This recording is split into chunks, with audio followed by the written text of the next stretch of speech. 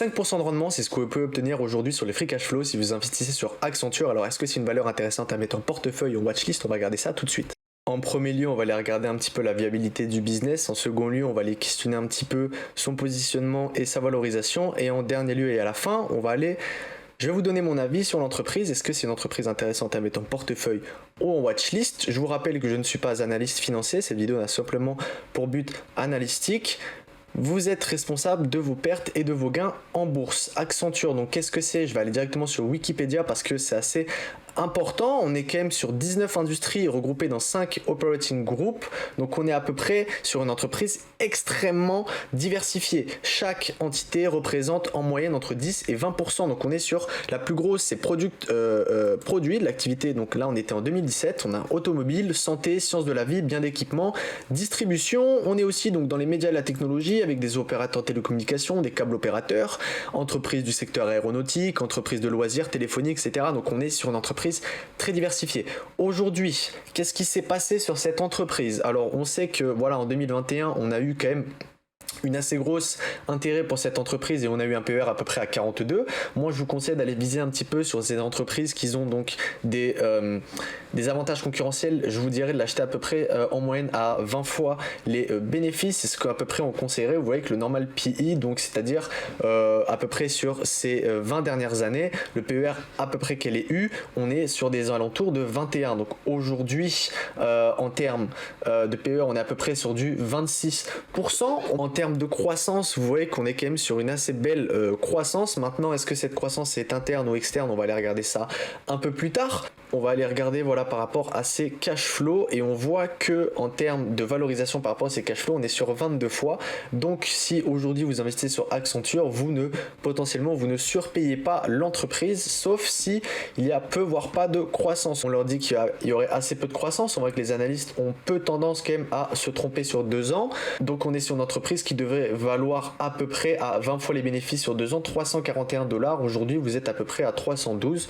Donc vous ne surpayez pas aujourd'hui la croissance. Maintenant je vais le voir un petit peu ici dans les revenus. Vous voyez que le plus gros produit des revenus c'est les produits. On est à peu près à 18 milliards et ensuite on est donc sur une très belle diversification. En termes de pays, on en a quand même assez peu. On voit que les États-Unis et l'Europe représentent quand même assez grosse partie, mais les grosses markets en représentent aussi. Donc on est sur une belle diversification sur cette entreprise.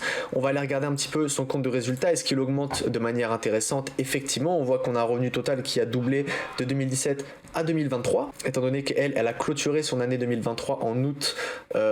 Donc on a déjà les chiffres. On peut aller regarder est-ce que la dépense d'exploitation, elle a doublé aussi. Les coûts des marchandises ont pratiquement doublé. Donc on a potentiellement une marge qui aurait un tout petit peu augmenté. On va le regarder ici. En termes de marge brute, on est passé à 30 à 32 et en termes de marge nette de 9 à potentiellement 10 voire 11. Donc on est sur une entreprise qui arrive à être un tout petit peu plus efficiente. Alors comment? Est-ce que c'est de manière interne ou est-ce que c'est de manière externe? On va aller regarder ça. En termes de bilan et en termes d'actifs, on voit que ça a pas mal bougé de 2019 à 2021. Donc on a sûrement eu des acquisitions à peu près tous les ans. En termes de dette totale, on est à peu près sur 3 milliards. Donc on est sur une entreprise qui n'est pas du tout endetté. On a quand même pas mal de liquidités. On a un total de passifs. Vous voyez que on a un total d'avoir à 26 milliards. Donc on est extrêmement valorisé étant donné que je pense qu'elle doit à massivement racheter ses actions. Non, ça n'a pas l'air d'être forcément le cas. Alors maintenant, regardons pourquoi. On va regarder par rapport à ses cash flows. Donc on a à peu près 10% de ratio de rentabilité sur nos capitaux propres. On va le voir ici. On est quand même sur en rendement du capitaux propre, en rendement du capital investi. On est sur des valeurs assez importantes. Donc qui commencent à diminuer de plus en plus étant donné que on arrive sur une entreprise de plus en plus mature et de plus en plus grosse. Donc forcément, il faut faire énormément d'argent pour pouvoir avoir des rendements aussi importants. Maintenant, on va aller questionner un petit peu l'allocation du capital. Donc on est sur à peu près en annuel 9 milliards de générés, donc un tout petit peu moins que 2022.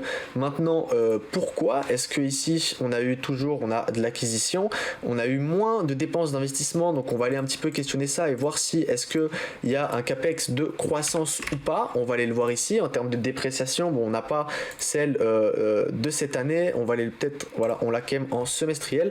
On voit que la dépréciation est extrêmement forte par rapport à ce qu'on peut avoir en termes de dépenses d'investissement. Vous voyez qu'ici L'amortissement est très très fort. Alors maintenant, est-ce que ça va être dans le goodwill qu'on va aller amortir un petit peu, ou est-ce que ça va surtout être dans nos bâtiments, etc. Donc on va aller regarder ça un petit peu à ce niveau-là. Total de passif, en termes d'immobilisation, on voit ici que le goodwill ne se déprécie pas et même s'apprécie de plus en plus. Et en termes d'immeubles et d'usines, on voit que par contre ça se déprécie de plus en plus, on en a de moins en moins.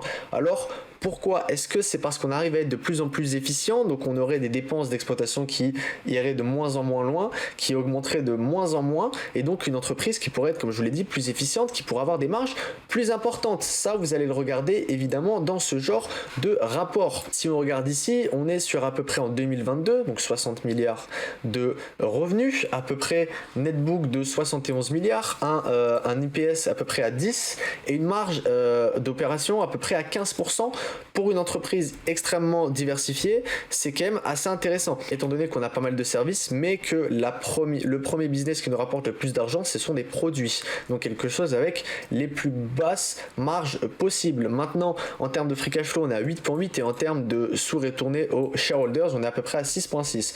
Donc, ne serait-ce qu'avec ce genre d'informations, vous savez qu'on est sur une entreprise qui est assez mature. Maintenant, si vous cherchez des perspectives de croissance sur ce genre de boîte, vous allez regarder, on est à peu près sur 3.4 milliards d'investissements, 1.1 en R&D et 1.1 sur l'entraînement et le développement des personnes qui travaillent là-bas. Donc on est un petit peu sur une entreprise qui voudrait de moins en moins embaucher, de moins en moins avoir de bureaux pour pouvoir être un petit peu moins capital intensif et donc avoir des dépenses d'exploitation moins chères avec moins de personnes, des personnes mieux formées qui pourraient peut-être être mieux payées, mais surtout qui auraient une meilleure formation et qui pourraient donc ajouter de la valeur ajoutée et réellement de la performance dans ce genre de travail. On voit qu'ici, on nous montre un petit peu la comparaison avec le S&P 500 de retour sur investissement qu'on pourrait avoir si vous investissez sur Accenture. Donc quand ce genre d'entreprise nous montre ce genre de données, on sait qu'on est sur une entreprise qui va potentiellement croître, mais qui va surtout avoir un fort retour aux actionnaires, qu'on est sur une entreprise qui est assez mature en soi sur son business, même si elle a beaucoup de relais de croissance,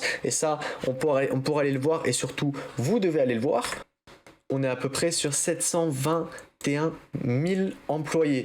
Donc c'est quand même énorme. Vous voyez qu'ici, donc on est sur North America, Europe et Growth Market, donc Asie-Pacifique, Latin America, Afrique et Middle East. Donc géographiquement, ils sont extrêmement diversifiés, donc on va pouvoir avoir des relais de communication, des relais de technologie, des relais financiers, des relais health, public service, product and resources, donc on est beaucoup trop diversifié, donc il faut faire extrêmement attention par rapport au PER que pour avoir ce genre d'entreprise. Donc peut-être qu'il faut aller regarder ça d'un petit peu plus bas et ne serait-ce que mettre d'un PER à 20 qui pourrait être, je pense, le maximum, aller chercher plutôt un PER à 17 pour ce genre d'entreprise. On voit que là le PER effectivement il est à 16.88, donc aujourd'hui potentiellement vous pouvez surpayer cette entreprise, étant donné que si on regarde un petit peu mieux sa valorisation, on pourrait être sur une entreprise qui pourrait être de moins en moins valorisée, étant donné qu'elle est dans de plus en plus de services. C'est une lame aussi à double tranchant, étant donné que ça peut augmenter de manière exponentielle la croissance, étant donné qu'on en fait une croissance externe. Aujourd'hui, donc vous avez 5% de rendement